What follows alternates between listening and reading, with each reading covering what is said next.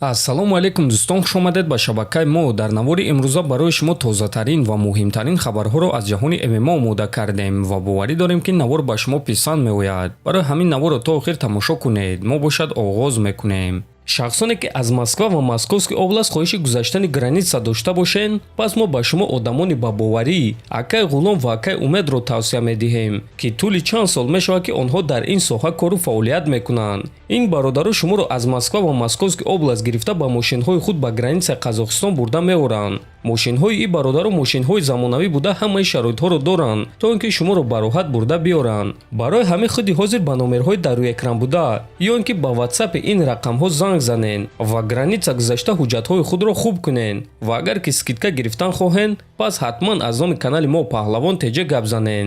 роҳи сафед дӯстон. шаби гузашта чемпиони пешинаи UFC дар вазни 61 кг Алҷамин Стерлинг дар интервю бо Ариел Хелвани гуфт ки зид нест ки зидди Мавсар Евлоев муҳориба гузаронад ва Мавсар ба ӯ ҷавоб дод. биёед суханҳои Стерлингро гӯш мекунем. мо ҳар дуямон греплерем ва стилҳои моро ба назар гирифта мо дар замин дар ҳақиқат як чизи шавқовар нишон дода метавонем, лекин худи ҳозир ба ман муҳориба зидди Брайан Артега шавқовар аст. ҳамчунин ман зид нестам ки бо Мавсар муҳориба гузаронам, гуфтааст Стерлинг.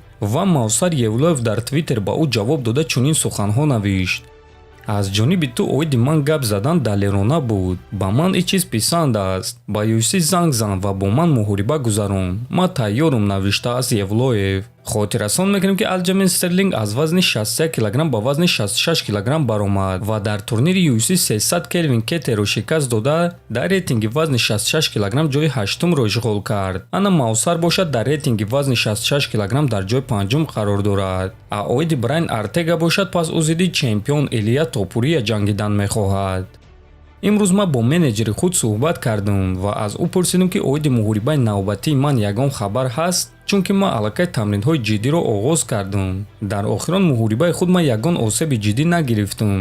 аз ҳамин сабаб ман дарҳол ба тамринҳо баргаштам ва то ҳозир тамринҳои ҷиддӣ гузаронида истодаам. Топурия гуфт ки аввалин ҳимояи камарбанди худро дар Испания гузаронидан мехоҳад. ман тайёрам, биё ин корро дар Испания ташкил мекунем. агар ки Волкановский барои реванш гирифтан ҳоло омода набошад, пас UFC ҷанговаре доранд ки барои ҷанг бо Топурия тайёр аст, гуфтааст Артега. ногуфта намонад ки Брайан Артега дар охирон муҳорибаи худ Яир Родригесро шикаст дода буд ва акнун чӣ гуна ки мебинем ӯ бо чемпион ҷангидан мехоҳад.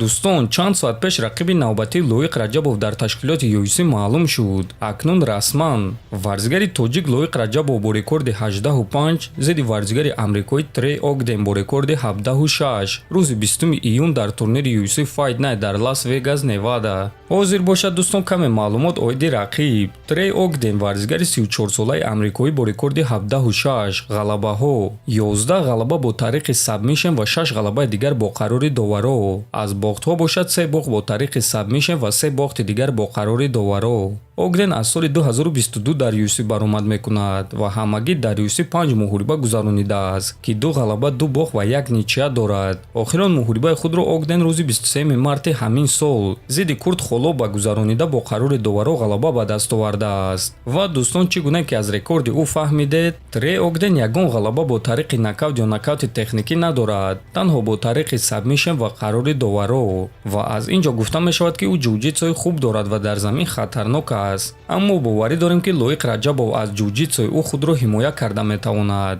дар ҳамин ҷо дӯстон, навори мо ба анҷом мерасад. фикру ақидаҳоятонро нависед, ҳатман дар канали мо обуна шавед. то боздид хонободу сарбаланд бошед.